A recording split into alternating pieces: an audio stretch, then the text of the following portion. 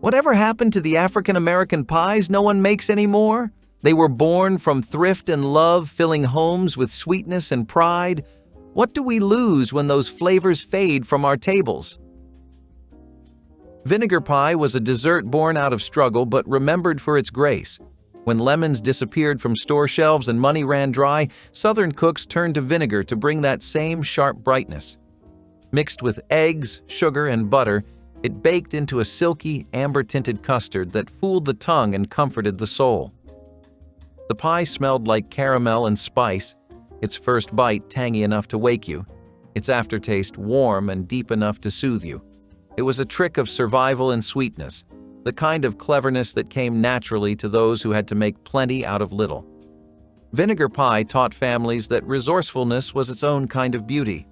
It graced tables at church suppers, funerals, and holidays alike, standing proudly among richer dishes. Each slice carried a story of a grandmother who refused to go without dessert, no matter how lean the year. It was more than pie.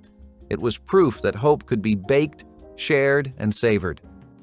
Vinegar pie was the taste of hard times, softened by love, tart enough to remember, sweet enough to last.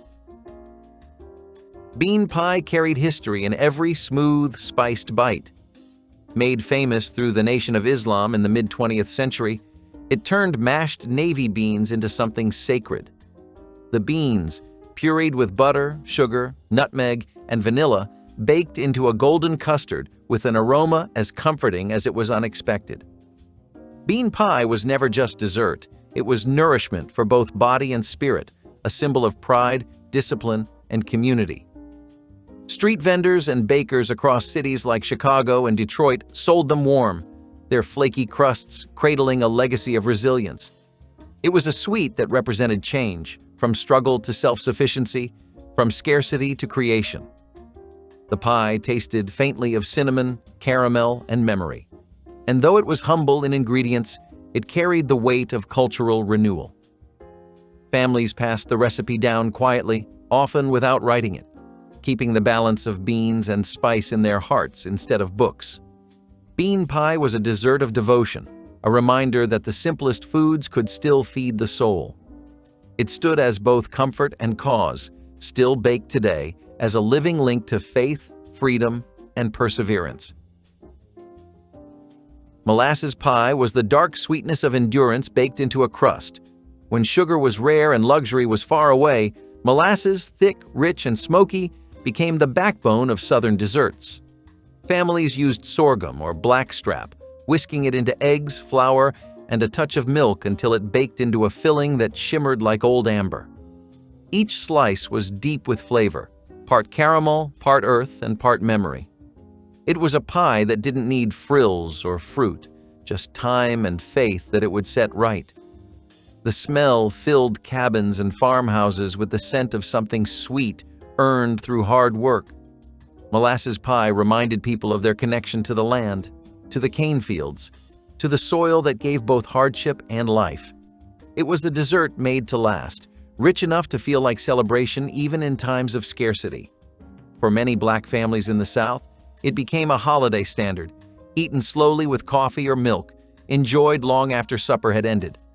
Molasses pie was the kind of comfort that did not fade quickly, a flavor that stayed long after the last bite, heavy with history and warmth. Buttermilk chess pie was proof that simplicity could still feel like abundance.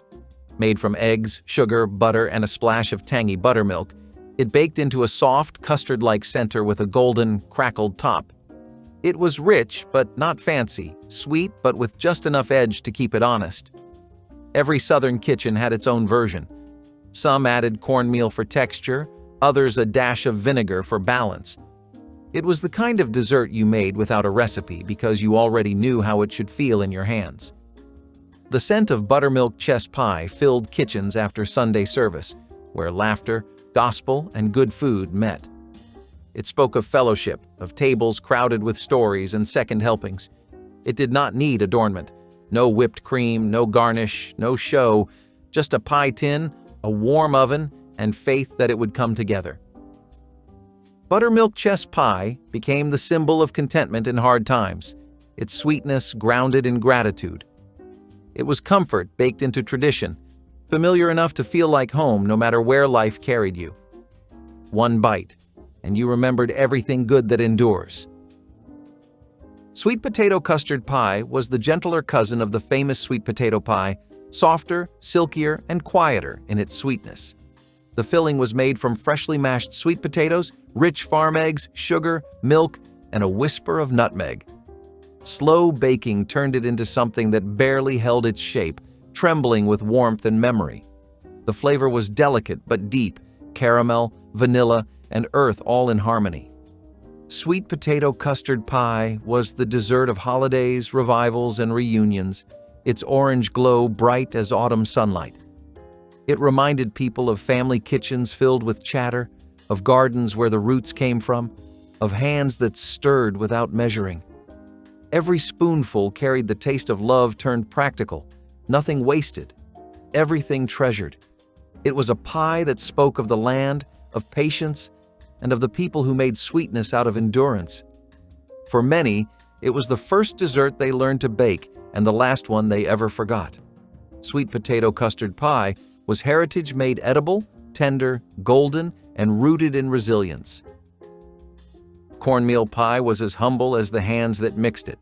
Made from cornmeal, milk, butter, and sugar, it straddled the line between bread and dessert, rich enough for company, but plain enough for every day.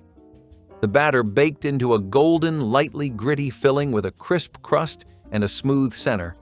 It was a pie that didn't pretend to be anything else, and that was its charm. Cornmeal pie turned a farm staple into something indulgent without waste or excess. Families ate it warm from the oven, topped with a drizzle of sorghum or a spoonful of cream if they had it. It was simple food made sacred by tradition. Cornmeal pie tasted of hearth and patience, of quiet evenings when sweetness was rare and shared sparingly. It carried the soul of the South, resourceful, honest, and proud. Every bite told a story of survival through creativity, of making do and making joy. Cornmeal pie was the dessert that didn't need celebration to matter. It was celebration enough by itself. Peanut butter pie was born from the southern soil itself, from the farmers, the harvests, and the humble peanut that changed everything. The filling was creamy, rich, and slightly salty, made from whipped peanut butter, sugar, and milk poured into a flaky crust. It was sweet but strong, a dessert that didn't need permission to stand out. During lean years, this pie meant protein and pride, a way to stretch what little you had into something worthy of Sunday. The taste was both comforting and bold, earthy from the peanuts, soft from the cream, and full of satisfaction. For many families, it became a sign that things were getting better, that there was enough again to make something special. Children licked the spoons clean while elders smiled, remembering harder times that had slowly turned gentle. Peanut butter pie was thrift turned to luxury, proof that the ground beneath your feet could give you both sustenance and sweetness. It was the South's quiet answer to hunger, humble, hearty, and home. Sorghum cream pie was the taste of the fields turned into dessert. Sorghum, that thick amber syrup born from cane presses and long afternoons, sweetened a custard rich with eggs and milk. The pie baked smooth, glossy, and full of depth, smoky, molasses-like, with a sweetness that lingered long after the bite was gone. It was the kind of pie that spoke softly but stayed with you, reminding you of harvests, hard work, and the slow rhythm of country life. Families who grew sorghum by hand took pride in its flavor, knowing it was their labor poured into every spoonful. Sorghum cream pie was more than dessert. It was legacy, the sweet echo of self-reliance and endurance. It connected generations through flavor, from enslaved field hands to freed farmers to grandchildren tasting history at the supper table. It reminded everyone that sweetness earned was sweetness remembered. Sorghum cream pie was not just food. It was testimony, baked golden and still warm with truth. Green tomato pie was proof that waste was never an option. When frost threatened to ruin the last of the garden, cooks gathered firm, unripe tomatoes and treated them like fruit. Sliced thin and tossed with sugar, cinnamon, and a touch of vinegar, they baked into a pie that looked strange but tasted like revelation. The tartness of the tomatoes balanced beautifully against the spice, creating a dessert both unexpected and irresistible. Green tomato pie turned survival into surprise, using what was left to make what was loved.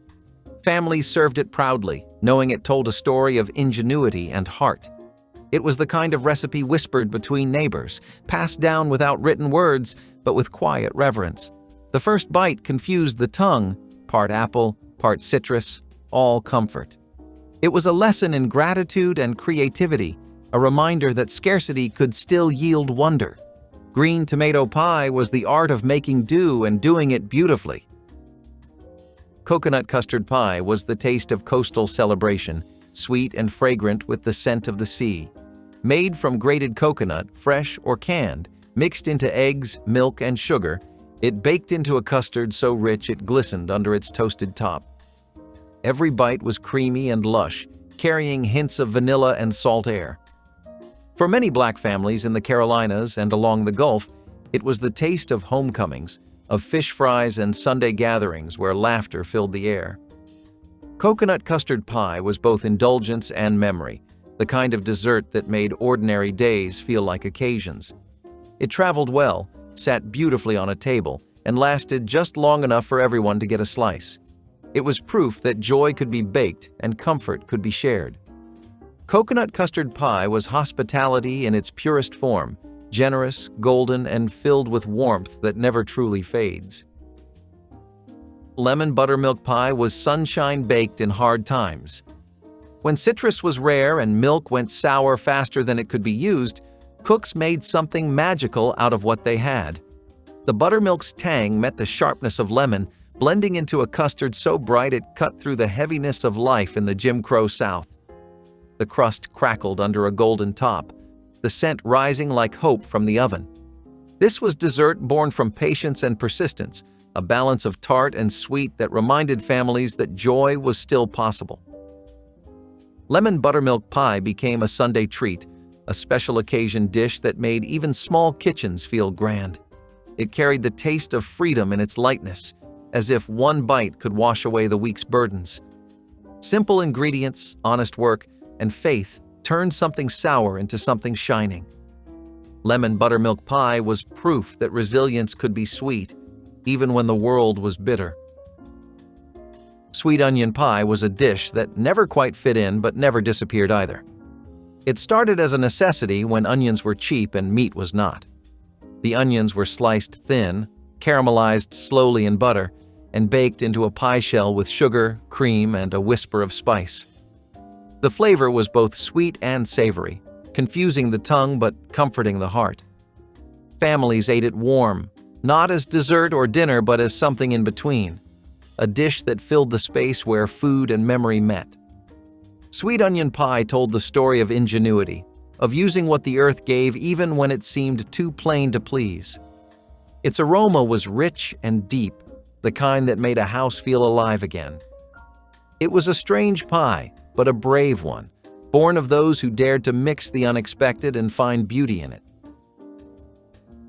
Apple cider vinegar pie carried the taste of autumn long after apples were gone.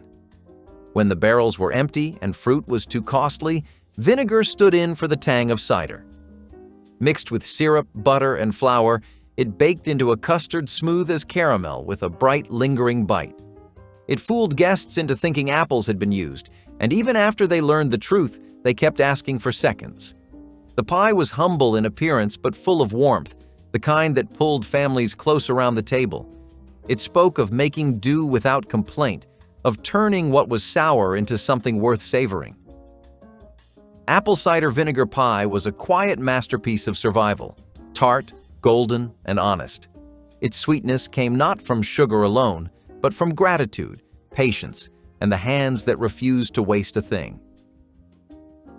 Blackberry hand pies were the taste of summer caught between crusts. Children and grandparents picked the berries along fences and forest edges, their fingers stained purple by sunset. The filling bubbled with sugar and wild fruit, wrapped in lard pastry that fried crisp and golden in cast-iron pans. These pies were small enough to hold, perfect for workers in the fields or travelers on long roads. Each bite was sweet and sharp, full of thorns and sunlight, proof that nature still gave freely. Blackberries did not need tending, they just needed gathering, and that made these pies a blessing. They cooled on windowsills, wrapped in cloth, and disappeared before morning. Blackberry hand pies were love-made portable, dessert for people who could not afford rest but still found joy in a handful of dough and fruit. They were the South's sweetest rebellion against hunger. Raisin chess pie was a way to make luxury out of what came cheap. Dried raisins, bought in bulk or traded in town, stretched a few eggs and sugar into something that tasted rich. The raisins melted slightly as the custard baked, leaving soft bursts of sweetness in every slice. It was a dessert that made the ordinary feel like a feast, its golden top cracking under the first warm bite. Families served it after church, proud to offer something sweet even in lean months. Raisin chess pie was proof that thrift and love could make anything taste better. It turned scarcity into celebration, each piece a reminder that dessert was never about what you had, but how you used it. The flavor lingered like memory itself, humble, warm, and deeply Southern. Pumpkin molasses. Pie was the deep, spiced heart of the harvest table. Pumpkins were mashed soft, mixed with molasses, and scented with cloves, cinnamon, and ginger. The molasses gave it a darker sweetness than sugar ever could, heavy with the echo of African fields and Southern farms. It was a pie that spoke across generations, carrying flavors that tied freedom and survival together. The filling shimmered like bronze under the oven light, and its smell filled the air with warmth that felt almost sacred. Pumpkin molasses pie was eaten slowly, reverently, with thanks for the land and the labor that made it. It was both food and remembrance, a story baked into every slice. Sweet, earthy, and spiced with soul, it was more than dessert. It was heritage. Cane syrup pie was as thick and sweet as the Louisiana air.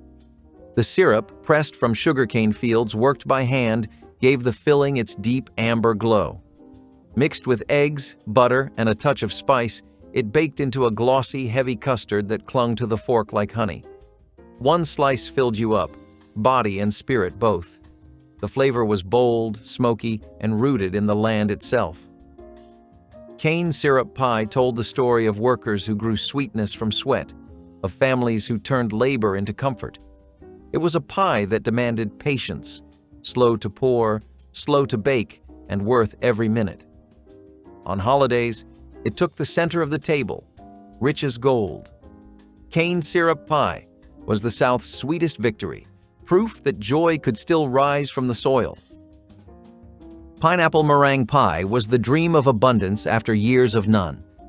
Canned pineapple, a wartime import turned treasure, gave the custard its bright tropical taste and brought sunshine to tables that had long gone without.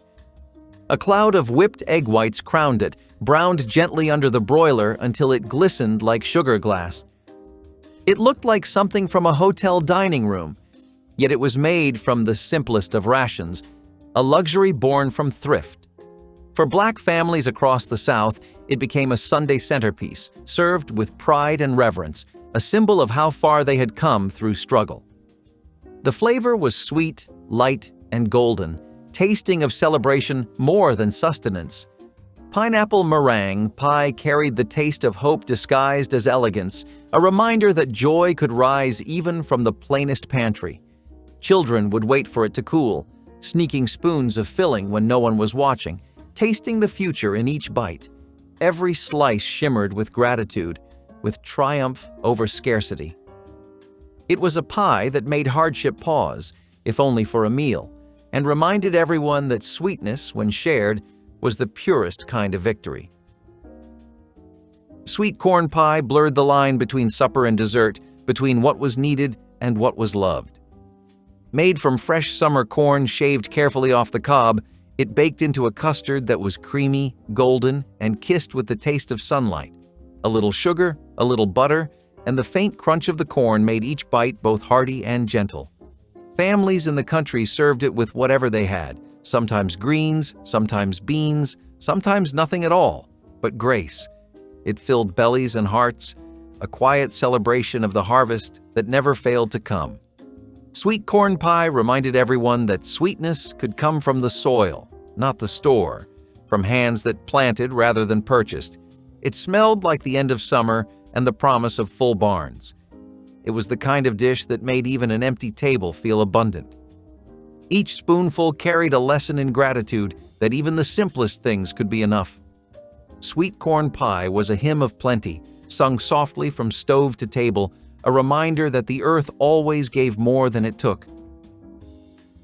Black walnut pie was the flavor of endurance, bold, dark, and unforgettable.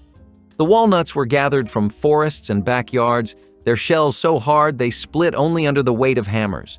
Once cracked and chopped, they were mixed with eggs, sugar, and syrup to form a filling that baked dense and fragrant, richer than any pecan pie could dream to be. The taste was deep, almost smoky, with a bitterness that made the sweetness sing. Black walnut pie was not for the faint of heart.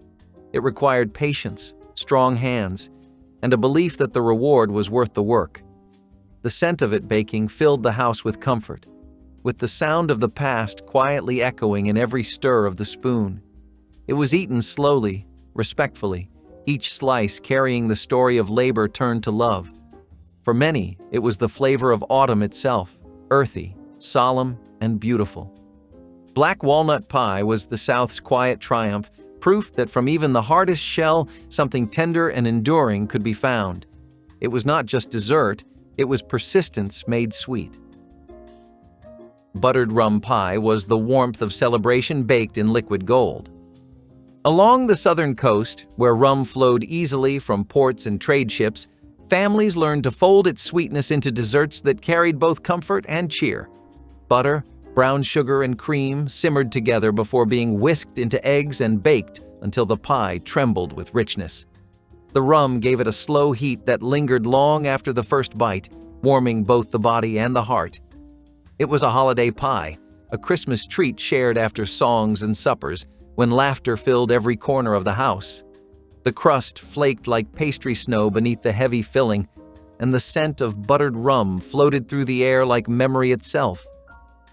Buttered rum pie was the taste of gathering and gratitude, of families finding joy even when the year had been unkind. It was sweet, slow, and soulful, a reminder that the simplest ingredients could still make something grand. Sour cream and brown sugar pie was a dessert born from thrift, but remembered for grace, turning what was nearly wasted into something deeply comforting. When the cream soured and could no longer be poured into coffee or stirred into soups, resourceful hands found a sweeter use for it. Mixed with brown sugar, butter, and eggs, it baked into a soft, caramel-scented custard with a tang that surprised the tongue and soothed the spirit. Its flavor was rich but never heavy, walking that perfect line between sweet and tart, like something elegant made from scraps. The top browned gently in the oven while the center stayed trembling and tender, so smooth it almost melted under the fork. It was served warm after long days of labor or saved for Sunday, when families could finally rest together. Every bite carried gratitude, proof that imperfection could still yield beauty. Sour cream and brown sugar pie reminded those who ate it that even what had turned could be transformed, that nothing was ever too far gone to be redeemed. It was a pie that forgave and comforted in equal measure, sweetening hardship with grace. Spice vinegar. Chess pie was a Southern baker's masterpiece in contrast, as daring as it was delicate. Vinegar gave the custard its sharp edge, while cinnamon, nutmeg, and clove softened it into warmth. The filling shimmered gold, thick and smooth beneath its crisp sugar top, crackling like glass with the first slice. The smell drifted through the house, sweet and sharp all at once, filling the air with anticipation. It was the kind of dessert that required both courage and care. Too much spice would drown it, too little, and it lost its fire. Each bite delivered balance, tang meeting sweetness, comfort meeting curiosity. It was served proudly at suppers where ingredients were few but flavor was everything. Spice vinegar. Chess pie offered more than nourishment. It offered pride in a kitchen that could make beauty from limitation. The flavor lingered long after the meal, tasting faintly of gratitude and quiet strength. It was a dessert that refused to be ordinary, teaching that boldness had its own kind of sweetness. Prune pie was the dessert of endurance, sweetened by patience and the wisdom of those who made do. Dried prunes, softened with sugar, spice, and thyme, transformed into a dark, glossy filling rich with depth. Its flavor was mellow but confident, the taste of something built to last. Families baked it when fruit was scarce, when every bit of sweetness had to be earned. It filled kitchens with the scent of molasses and comfort, reminding everyone that sweetness could still be found in hard seasons. Soldiers carried it, travelers packed it, and mothers baked it to stretch what they had. Each slice was dense and velvety, proof that time itself could turn humble ingredients into something generous. Prune pie was more than dessert.